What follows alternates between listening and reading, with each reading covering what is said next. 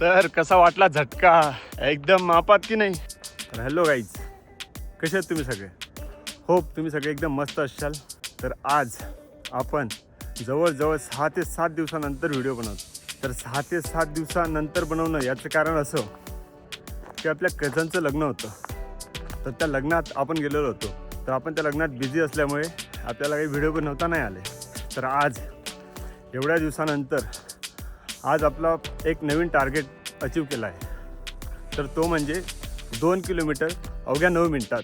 तर खूप भारी वाटतं आहे 2 किलोमीटर 9 मिनटात कंप्लीट करू. तर हा स्पीड आपला कधीच नव्हता. पण होप आपण एवढे दिवस रेस्ट घेतला आहे ही त्याचीच एनर्जी असावी.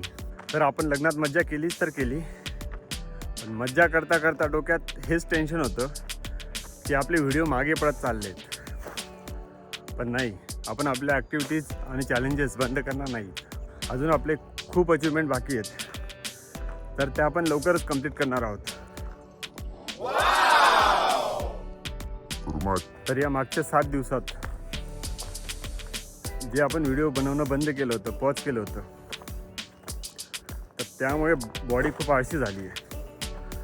ह्या बॉडीला आळशी करून बिलकुल पण फायदा नाही आहे. आपण तिला जशी ॲक्टिवनेस दिली होती तीच आपल्याला कायम देत राहायची. तर ट्रॅकिंग नंतरचा हा आजचा पहिला व्हिडिओ आणि पहिल्याच दिवशी 2 किलोमीटर अवघ्या 9 मिनटात. खूप भारी वाटतंय. कुठे होते 13 मिनटं आणि कुठे आहेत 9 मिनटं. वाव.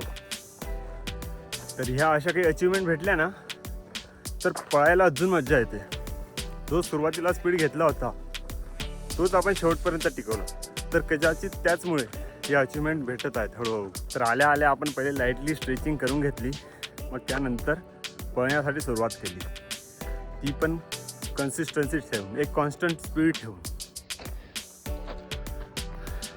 तर होप आता यानंतर आपले व्हिडिओ कंटिन्यू राहतील.